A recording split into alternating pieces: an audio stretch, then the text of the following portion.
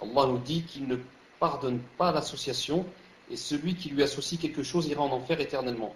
Cher, nous avions dit à part que si la personne se repent. Je n'ai pas compris, ya cher, jazakallahu khayran, si vous pourriez m'éclairer. Donc je rappelle que c'est la dernière question, jazakallahu khayran. Naam. Donc à part les versets où Allah subhanahu wa ta'ala a dit que Inna Allah la yaghfiru an yushraka bih wa yaghfiru ma duna dhalika liman yasha. Les versets où Allah ta'ala a dit que Allah ta'ala ne pardonne pas que on lui fasse l'association et qu'il pardonne à part ça à qui il veut. Il a dit aussi, je mets le verset ici, une seconde, taïb. Je ne peux pas écrire, attendez, je vais voir pourquoi je ne peux pas écrire. Voilà, maintenant je peux écrire. Il a dit aussi, ce verset, وَلَقَدْ أُوحِيَ إِلَيْكَ وَإِلَى الَّذِينَ مِنْ قَبْلِكَ لَئِنْ أَشْرَكْتَ لَيَحْبَطَنَّ عَمَلُكَ وَلَتَكُونَنَّ مِنَ الْخَاسِرِينَ. Donc il a dit ça à qui? Au prophète alayhi salam. Qu'est-ce qu'il lui a dit? En effet, il t'a été révélé à toi, Muhammad alayhi salam, ainsi qu'à ceux qui t'ont précédé, que si tu donnes des associés à Allah, ton œuvre sera certes vaine et tu seras très certainement du nombre des perdants.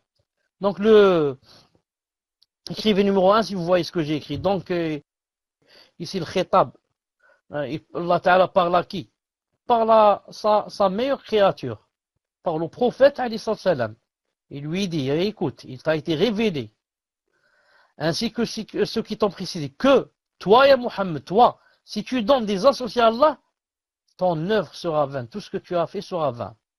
Et tu seras des nombres des perdants Yawm al-Qiyamah quand tu vas me rencontrer. Donc, qu'en est-il par rapport à nous?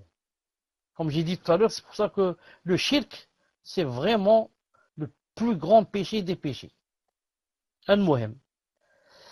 La question, il a dit, mais je ne comprends pas, à part, lorsque j'ai dit, à part si la personne se repent. Je n'ai pas compris ça. Je vais te faire comprendre d'une façon très simple, bi'idhnillahi subhanahu wa ta'ala. C'est-à-dire que tant que tu n'as pas rencontré Allah Ta'ala avec le shirk, tu es mort sur le tawhid, Allah Azza wa Jal peut te pardonner tout ce que tu as fait comme péché, à condition que tu n'as pas fait, tu n'es pas venu vers lui avec le grand shirk. En d'autres termes, si dans cette vie, maintenant que tu vas vivre 20, 30 ans, 40 ans, une personne va être chrétienne, va être bouddhiste, va être, je ne sais pas, elle adore les tombes, non, mais elle adore je ne sais quoi.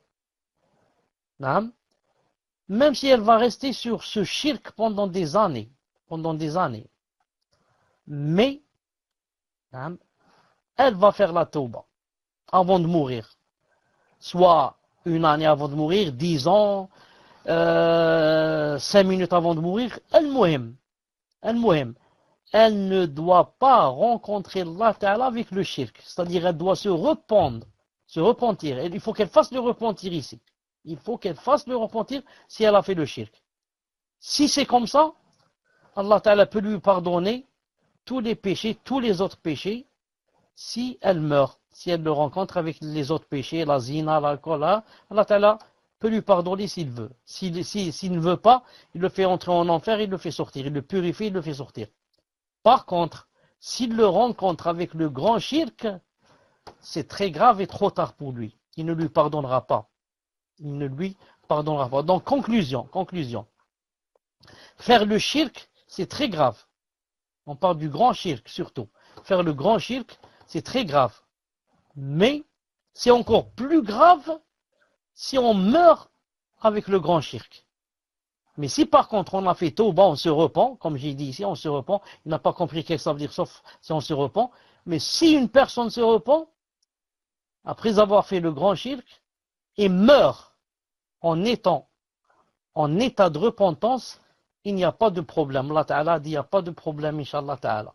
Les autres péchés, ou bien je les pardonne carrément, ou bien, si je ne pardonne pas, je fais rentrer en enfer, je purifie la personne et je la fais rentrer au paradis. Mais par contre, s'il fait le grand shirk et meurt dans l'association, celui-là, il sera jeté éternellement en enfer et je ne lui pardonne pas. Mahmoud ibn Hassan demande à la personne si elle a compris ça, car c'est très important, sinon je lui réexplique, bi'idhnillahi ta'ala, j'attends un peu que tu me rendes la réponse. نعم